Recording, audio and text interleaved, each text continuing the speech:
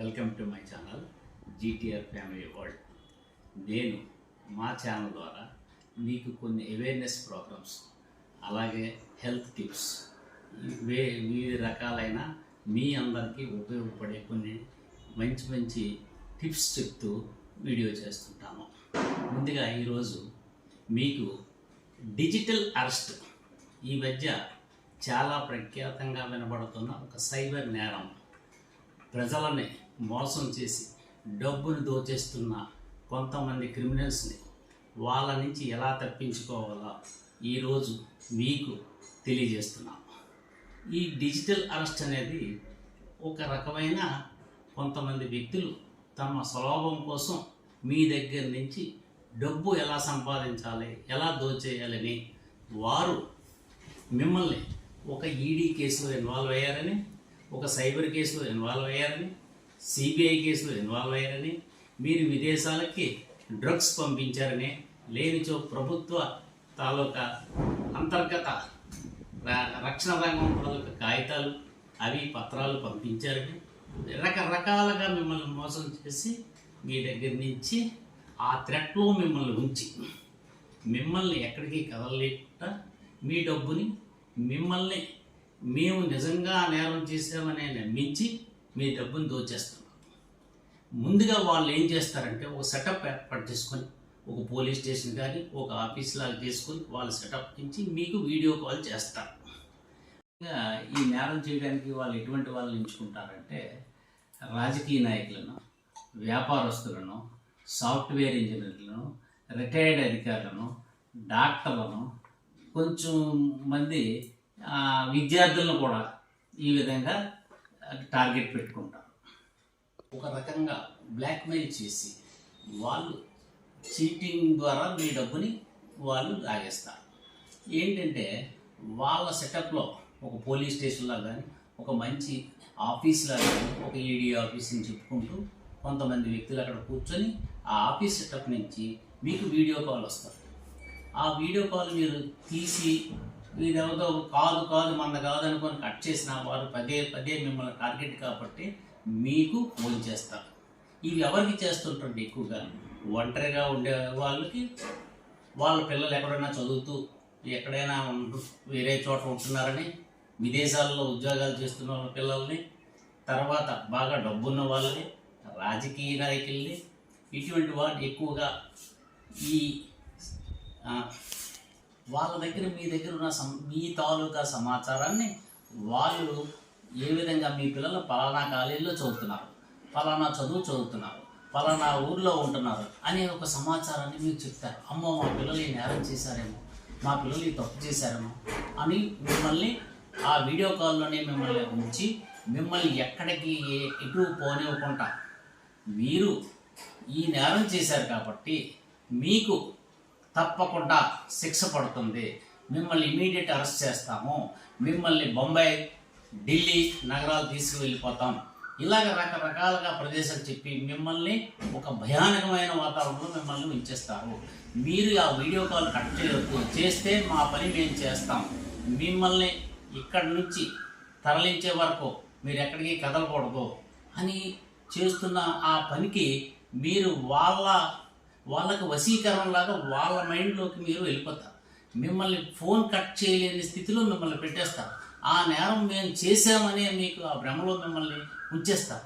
వెంటనే వారు ఏం చేస్తారంటే మీ దగ్గర మీకేదో సహాయం చేస్తున్నట్టు మిమ్మల్ని ఒక మభ్యపెట్టి ఆ డబ్బును కాజేస్తారు. ఆర్టీజీఎస్ ద్వారా కానీ, లేదా క్యాష్ అంటే క్యాష్ ద్వారా కానీ, లేకపోతే ఆన్లైన్ ట్రాన్స్ఫర్స్ కూడా కొన్నిసార్లు చేసుకొని కోట్లాది రూపాయలు, ఎంతంటే సైబర్ క్రైమ్ ఇది 2023లో మొదటి స్టార్ట్ అయింది, ఇప్పుడు 24లో ఇది తీవ్రంగా ఉంది. 1000 కోట్లు సుమారు కేసుల ద్వారా రిపోర్ట్ అయినట్టుగా ఇంత మోసం జరిగిందని ప్రభుత్వ దగ్గరే లెక్కలు ఉన్నాయి. ఇంకా 1600 కోట్లు 1700 కోట్ల రూపాయల వరకు కూడా జరిగి ఉండొచ్చు. కొంతమంది రిపోర్టు చేయలేక అవి చేసినా రావని, కొంతమంది సిగ్గుపడి ఇటువంటి రిపోర్ట్ చేయట్లేదు. కానీ మీరు తెలుసుకోవాల్సింది, సైబర్ క్రైమ్ ద్వారా వాళ్ళు ఆన్లైన్ మోసం చేస్తున్నారు. డిజిటల్ అరెస్ట్ అన్నది వాస్తవానికి ఎటువంటిది లేదు. అటువంటి వ్యవస్థ లేదు, అటువంటి అరెస్ట్ ఉండదు. ఏదైనా వారెంట్ వచ్చినా, ఏదైనా కేసున్నా దర్యాప్తు చేసే అధికారి ఎవరు కూడా మిమ్మల్ని ఆన్లైన్లో బేరమాడి మీకు న్యాయం చేస్తాం, మీకు అరెస్ట్ చేయకుండా తప్పిస్తామని ఎవరు ఏ అధికారి ఎప్పుడు చేయరు. ఒకవేళ అరెస్ట్ వారెంట్ ఉంటే మీరు కోర్టు ద్వారా రీకాల్ కానీ లేదా కోర్టు వారు రీకాల్ కానీ క్లోజ్ కానీ చేయాలి తప్ప ఎప్పుడు ఫోన్లోనే అది క్లోజ్ అవ్వదు. అది ముఖ్యంగా మీరు గుర్తుంచుకోవాలి. మిమ్మల్ని మోసం చేయాలనే ఉద్దేశంతో మీ మీద లేనిపోని నేరాలు మోపి మీ డబ్బు కాజేస్తున్నారు. హైదరాబాద్లోని ఒక వ్యక్తి దగ్గర 20 లక్షలు కొట్టేశారు ఈ మధ్యనే.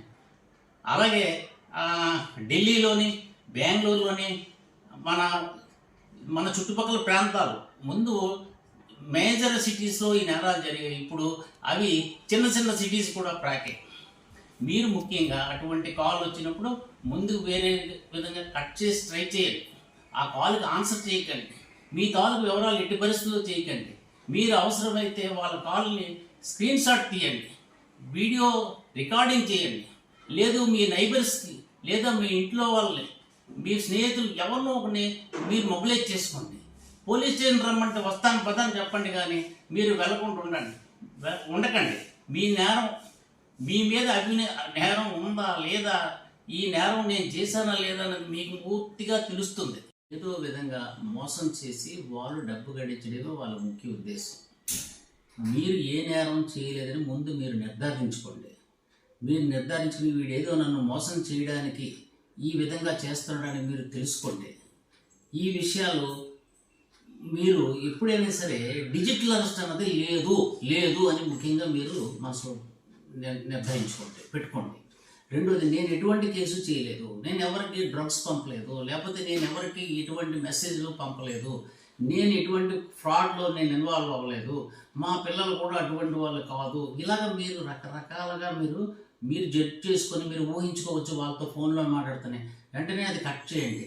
వీలైతే వెంటనే మీకు 100 డైల్ చేస్తే పోలీసు వారు ఉంటారు. లేకపోతే సైబర్ క్రైమ్, ప్రతి జిల్లాలోనే సైబర్ క్రైమ్ ఆఫీసులు ఉన్నాయి. ఇప్పుడు వారికి, పోలీసు వారికి మీరు ఇంటిమేట్ చేయొచ్చు. లేనిచో నేషనల్ సైబర్ క్రైమ్ రికార్డ్స్ 1930కి మీరు ఫోన్ చేసుకోవచ్చు. మీకు సహాయం వెంటనే ఉంటుంది, ఎటువంటి లేట్ లేకుండా ఉంటుంది. మీరు మీ డబ్బుని ట్రాన్స్ఫర్ చేసే వరకు, వాళ్ళకి అందించే వరకు మీకు సహాయం, మీరు ఆ మోసంలో మీరు ఇన్వాల్వ్ అవ్వద్దు, మీ డబ్బును పోగొట్టుకోవద్దు. అది మీరు ముఖ్యంగా నేర్చుకోండి, తెలుసుకోండి. ఫస్ట్ చెప్పినవి గుర్తుంచుకోండి. ఒక ఫోన్ కాల్తో మిమ్మల్ని ఎవరో కేసుల్లోంచి కానీ అరెస్ట్ వారెంట్లు కానీ తప్పించలేరు. ఇది సత్యం. ఇది ఎవరు మీకు మీ అంతటి మీరే ఇది గుర్తుంచుకోవాల్సిన విషయం. ఒక ఫోన్ కాల్లో ఎటువంటి అరెస్ట్ వారెంట్ వెనక్కి వెళ్ళదు. ఒక ఫోన్ కాల్లో ఎటువంటి కేసు నుంచి మిమ్మల్ని తప్పించలేరు. ఏ పోలీసు కూడా, ఏ అధికారి కూడా, ఏ ఈడీ అధికారి కూడా మిమ్మల్ని, ఏ సిబిఐ అధికారి కూడా కేసులోని ఇన్వాల్వ్ అయిన మిమ్మల్ని తప్పించేస్తుందని చెప్పడం చాలా హాస్యాస్పదం. అటువంటి జరగవు. మీరు ఇన్వాల్వ్ అయ్యారని అనుకున్నా మీరు మాత్రం ఎటువంటి తొందరపాటు పడకుండా ఎటువంటి డబ్బు ట్రాన్స్ఫర్ చేయకండి. ఎందుకంటే వాళ్ళు చెప్పిన విషయాలు మేము ఆ కేసులో ఇన్వాల్వ్ అయిపోయామా అనే భయం మీకు పట్టుకుంటుంది. కానీ మీరు తప్పించుకునే విధానం మీ చేతిలోనే ఉంది. మీరు అవేర్నెస్గా ఉండండి, మీ డబ్బును పోగొట్టుకోకండి. ఈ విధంగా చేసుకోవడం వల్ల మీరు మీ నైబర్స్కి, మీ ఇంట్లో వాళ్ళకి, మీ స్నేహితులకి ఈ విషయం తెలియజేయండి. ముఖ్యంగా ఇది చాలా ఎక్కువ ఫ్రాడ్ జరుగుతుంది. మిమ్మల్ని ఒక దగ్గర కూర్చొని మీ డబ్బును కాజేస్తున్నారు. ఒక్కొక్కసారి అవసరమైతే వాళ్ళు మీ బ్యాంకు కూడా వచ్చి మీ బ్యాంక్ దగ్గర మీ దగ్గర నుంచి డబ్బును ఆర్టీజీఎస్ చేయించుకొని కూడా వెళ్తున్నాం. అంటే ఇది ఎంత ఈజీ అయిపోయింది వాళ్ళు డబ్బు సంపాదించుకోవడం. మీరు మీ డబ్బును పోగొట్టుకోకుండా, మీరు మోసపోకుండా మీరు జాగ్రత్త వహించండి. ఇది చాలామందికి తెలియాలి కాబట్టి మీరు నా ఛానల్ సబ్స్క్రైబ్ చేసే విషయాలు మీరు మీ స్నేహితులకి, మీ కుటుంబ సభ్యులకి, మీ ముఖ్యమైన వాళ్ళకి, మీ ఆఫీసుల్లోని వాళ్ళకి తెలియజేయండి. ఇటువంటివి జరుగుతున్నాయి, ఇటువంటి మోసపోకండి అని చెప్పండి. ఇటువంటి విషయాలు చాలా సున్నితమైనవి. మీరు చెప్పుకోలేని స్థితిలోనే మీ డబ్బును పోగొట్టుకుంటున్నారు. జస్ట్ మీరు అవేర్గా ఉండడమే. అవేర్గా ఉంటే మీ డబ్బు పోదు. లక్షలాది రూపాయలు, కోట్లాది రూపాయలు కొలగొడుతున్నారు. ఒక భయభ్రాంతులు చేసి దోచుకుంటున్నారు. మీరు జాగ్రత్త వహించండి. ఇటువంటి వీడియోలు నేను మరికొన్ని చేస్తాను, మీ అందరికీ అవేర్నెస్ కల్పిస్తాను. మీరు నా ఛానల్ సబ్స్క్రైబ్ చేసుకొని లైక్ చేయండి. ధన్యవాదాలు.